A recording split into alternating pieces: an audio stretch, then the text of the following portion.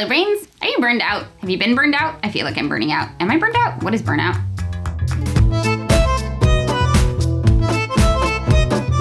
Burnout, noun, is a state of physical, mental, or emotional exhaustion. The term was coined in the 1970s by the American psychologist Herbert Freudenberger, who used it to describe the consequences of severe stress and high ideals in helping professions. Since then, the concept has expanded to include any profession. The main researchers who study burnout define it as a psychological syndrome emerging as a prolonged response to chronic interpersonal stressors on the job. That doesn't mean things outside work can't create a sense of physical, mental, or emotional exhaustion, but for the purposes of this video, I want to clarify what we know about burnout in terms of what most mental health professionals probably mean when they use the term, which is occupational burnout. Why? The ICD-11, which is a diagnostic manual, includes burnout specifically as a workplace phenomenon and defines it as a syndrome conceptualized as resulting from chronic workplace stress that has not been successfully managed. One of the brains explains it as soul-sucking emptiness and despair where caring and passion for my work used to exist. A lack of joy in success and mounting dread of my failures. Exhaustion, apathy, and dread every time I think about work. Desire to curl up and never move. Which is actually pretty accurate. According to ICD-11, occupational burnout isn't just about being tired. In fact, it's characterized by 3 dimensions: feelings of energy depletion or exhaustion, increased mental distance from one's job, or feelings of negativism or cynicism related to one's job, and reduced professional efficacy. While employees are often quick to blame themselves and may even try to hide the fact that they're struggling, the researchers who study burnout recognize that it's a systemic issue caused by a mismatch between people and their work. And they've identified 6 dimensions in which those mismatches tend to happen. Workload, too much work, not enough resources. Control, micromanagement, lack of influence, accountability without power. Reward, which means not enough pay or acknowledgement or satisfaction. Community, which can include isolation, conflict, disrespect. Fairness, including discrimination, favoritism, and values, things like ethical conflicts or meaningless tasks.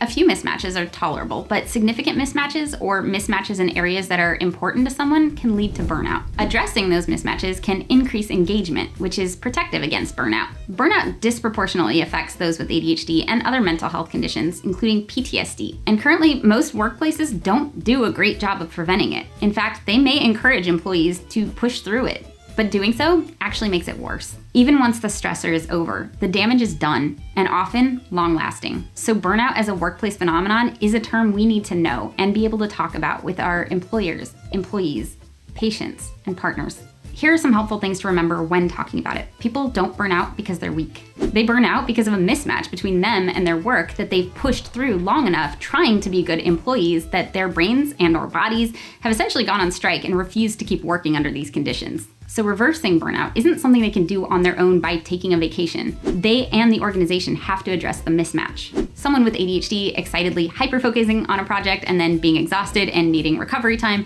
is not the same as burnout. That's just how our brains work, and trying to force somebody to work differently in order to prevent burnout can actually contribute to it. So can taking work off our plate that we feel effective at and find rewarding. Again, it's about the fit between people and their work. When addressing burnout, we can't forget to account for the people part. Burnout is something that should be tackled in collaboration. Finally, addressing burnout is good for everyone. If it's caught early and the mismatches are addressed, it can be easy to recover from. But chronic burnout can take months or even years to get back to where we can work effectively. Employers and employees have the same goal: for the employee to be able to work well and contribute. And we can't do that if we're burned out. I've linked to more information in the description below, and I'll be doing more episodes on this topic in the future. But in the meantime, let's start talking about it. This episode is sponsored by the Hero's Journal, which is a personal planner designed to turn your goal into an epic adventure. I talked about the original Hero's Journal in this episode. It was designed for ADHD brains by ADHD brains, and it's based on science and fantasy nerdiness, all of which I really appreciate. I'm talking about it again because A, I still really love it, and B, they have a new version available, Magic Academy, and it's even more impressive. The artwork is just as beautiful, super fun, and it changes every day to encourage you to come back and continue your adventure. And it can now ship internationally. If you have trouble staying focused on your goals, which most of us with ADHD do,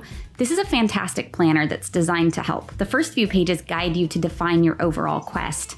Something I'm working on right now is learning to have fun. Every day there's space to choose a quest for that day, something to move you toward your bigger quest. You can write out your schedule and then define your priorities for the day to help you stay focused. There's even space to identify your allies and your threats, things that might get in the way of your goals and things that can help. The pages are undated, so you can start using it whenever. And if you're like me and forget to use your daily planner daily, there's no wasted space or shame of missing days. I love this journal so much because it's incredibly ADHD friendly, and it's designed to help us drop the shame we so often feel about having trouble sticking to our goals and help us build a positive narrative about productivity instead. If you'd like to try the Heroes Journal or buy one for a friend, click on the link in the description below and use code HOWTOADHD.